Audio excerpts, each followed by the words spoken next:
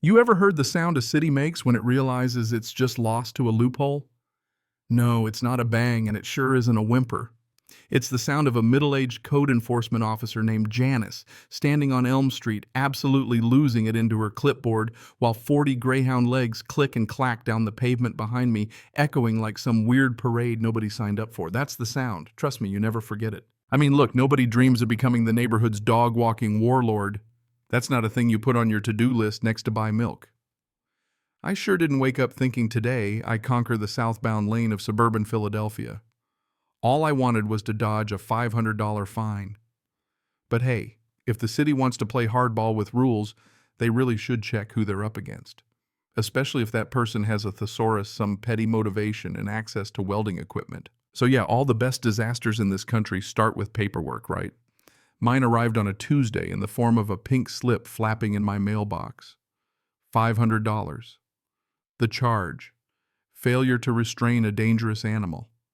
I'm standing there holding the ticket like it might bite me. Then I look down at the dangerous animal in question, Barnaby, my pug. Honestly, calling Barnaby a dog is generous. He's more like a sentient russet potato with legs. At that exact moment, he's on his side, sprawled in a patch of sun tongue, out snoring like a leaky accordion. If you lined him up next to a ham sandwich, you'd have to check which one had a pulse. Barnaby doesn't hunt. Barnaby doesn't guard. Barnaby's only real defense mechanism is looking so hopeless that even hungry coyotes would pass him by out of pure pity. And I'm standing there staring at this citation thinking, are you kidding me? I'm not even talking to Barnaby. I'm talking to Janice, who's standing at the end of my driveway wearing sunglasses big enough to shield her from a nuclear blast. Every neighborhood's got a Janice, right? She's the unofficial police, even if there's no HOA. She's got a beige sedan that smells like stale coffee and bad vibes. Neon yellow vest, not for safety, just for intimidation. That day, Janice had clearly decided I was enemy number one. The law is the law, David, she says, not even glancing at me. She's punching something into her iPad like she's hoping it'll explode. Ordinance 42, Section B. All canines must be physically tethered with a lid no longer than 6 feet on public byways. No exceptions. So I try to keep my cool. Janice, he's asleep. He's barely moved in an hour, and that was gravity's doing. She cuts me off, fingers stabbing at the sidewalk. He was on the sidewalk. That's city property. That's a public byway. You were gardening. You weren't holding the leash. Sure, the leash handle was right there on the grass, 2 feet away from me. Okay, it wasn't clipped to Barnaby's collar. But the distance between us was 4 feet. What was he gonna do? The most dangerous thing Barnaby could possibly do is trip someone on rollerblades. Was it attached? She asks finally, looking up with eyes as empty as an IRS auditor's soul. He's a pug, Janice. He's got asthma. He can't even outpace a Roomba. Who's in danger here? The pavement. But Janice is in full robot mode, reciting municipal code like she's reading from the Book of the Dead. If a child rode by and startled the animal, it could lunge. It could bite. Failure to restrain, $500. You can appeal, but I wouldn't. I have photos. Time-stamped. I could feel the back of my neck heating up. Was it about the money? Well, yeah, it was mostly about the money. $500 for something that didn't even happen. But even more, it was her smugness, the way she looked at Barnaby like he was a ticking time bomb. A pug, for crying out loud. So I say, lowering my voice, let me get this straight. The issue isn't the dog, it's the tether. The issue is the law. She snaps, rips the pink slip off her pad, shoves it in my hand. Physically tethered, 6 feet max. Public byway. Have a nice day. And then she's marching off in orthopedic shoes back to her beige sedan, probably to make a note in a binder titled "People I Ruined This Week." I just stand there for a while. Barnaby lets out a snore that sounds like a zipper. I look at the citation. Read it again. The text is tiny, dense, mind-numbingly boring. Any domestic canine entering a public right-of-way, sidewalk, or street must be secured by a non-retractable lead or leash held by a human handler. Said lid shall not exceed 6 feet in length. So I pull out my phone, look up the municipal code, start scrolling. Parking. Noise. Hedge height. There it is. Section 402. Subsections. Addendums. So much talk about leash length. Human handler. Muzzles for biting dogs. But, wait a second. I start searching for limit maximum number. Nothing. Nowhere does it say how many dogs a person can walk at once. Not a word. I sit down on my steps, gloves dirtying my jeans, and suddenly I feel that cold, slow grin spread across my face. You know, the one the Grinch stealing Christmas, or maybe the look a tax auditor gets when they find an error in your favor. If Janice wants compliance, oh, I'll give her compliance. Barnaby, I say, poking the potato. How would you like some brothers and sisters?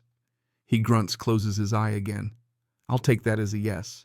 The next day I call in to work personal day. First stop Home Depot, not the animal shelter. If I'm going to do this, I'm going all in. I need hardware. I'm staring at rows of carabiners running mental calculations when this voice rumbles behind me. You look like you're either building a swing set or planning a murder. I turn. It's Big Tony, the guy who remodeled my kitchen a few years ago. He's basically a vending machine in a flannel shirt communicating mostly in grunts and half-remembered union rules. Tony, I need a rig, I tell him. Not drywall, not today. A harness system. Aluminum. Spreader bar. About 10 feet wide with attachment points every 18 inches. Needs to be able to pull by one human from the center. Tony squints at me. You trying to plow a field, Dave? Or join the circus? No, man. I'm getting into malicious compliance.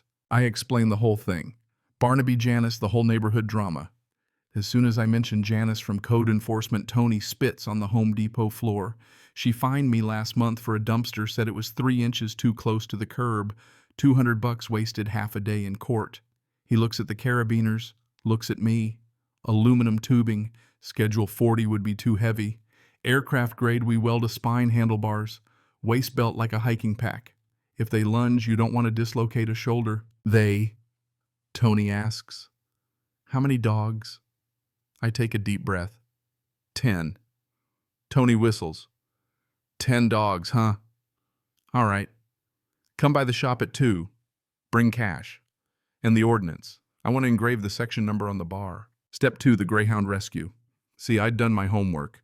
Greyhounds are perfect for this. They're big, they're calm, and after years of racing, they pretty much just want a couch and a nap. Plus, the local track had just closed, so there were plenty looking for homes.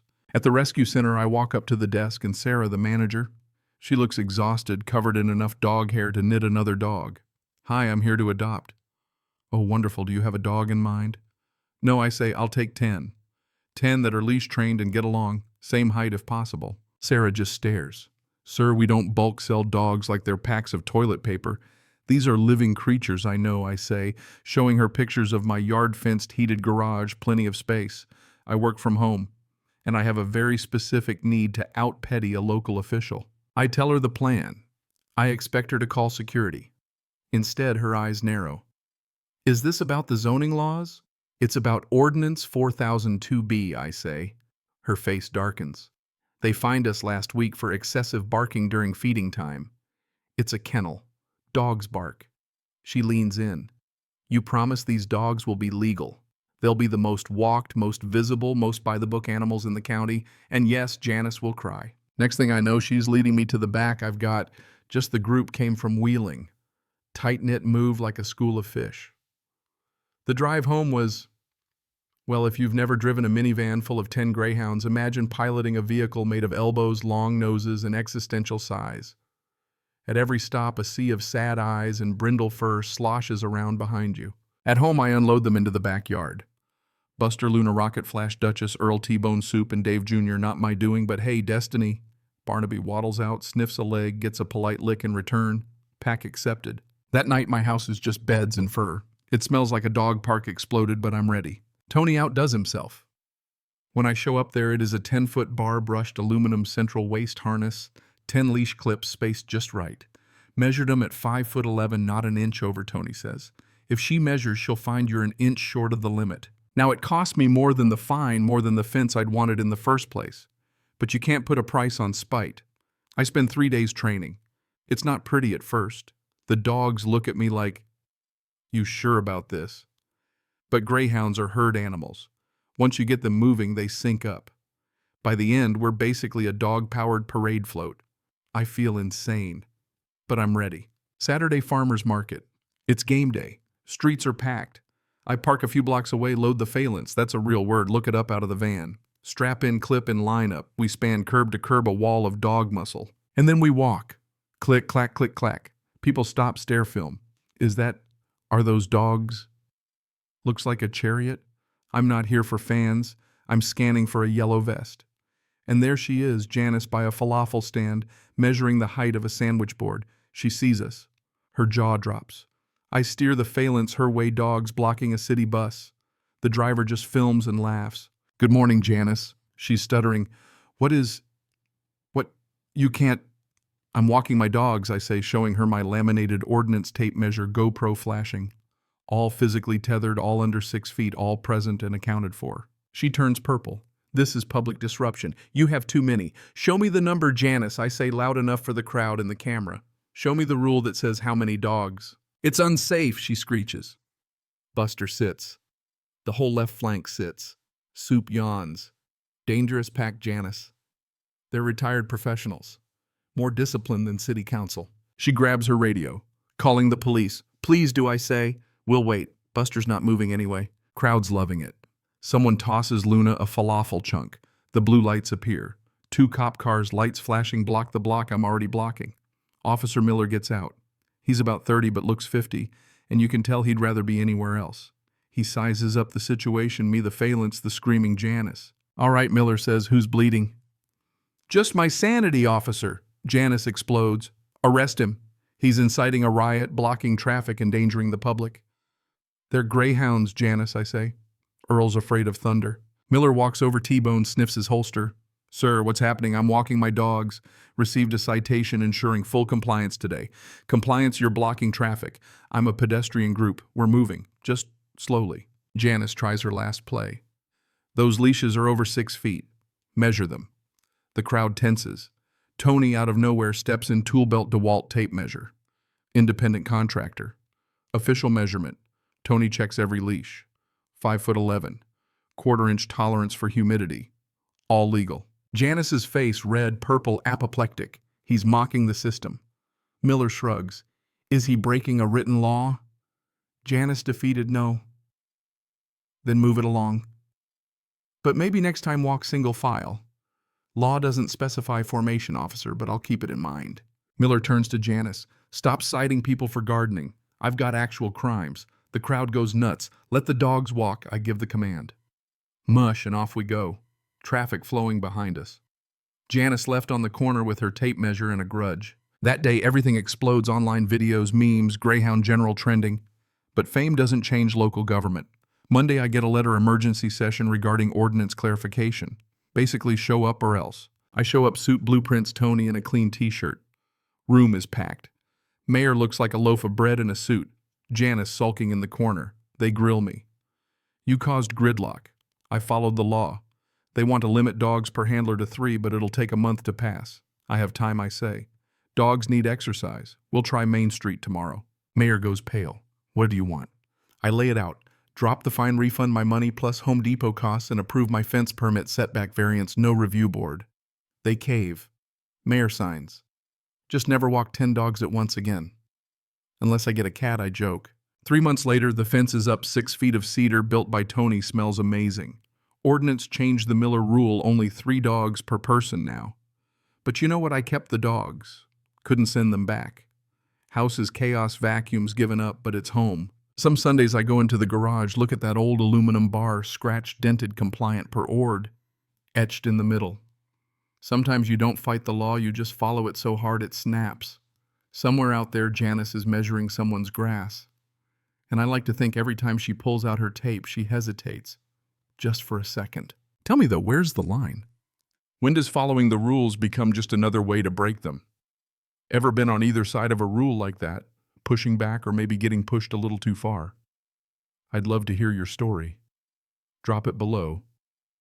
What would you have done if you were in my shoes?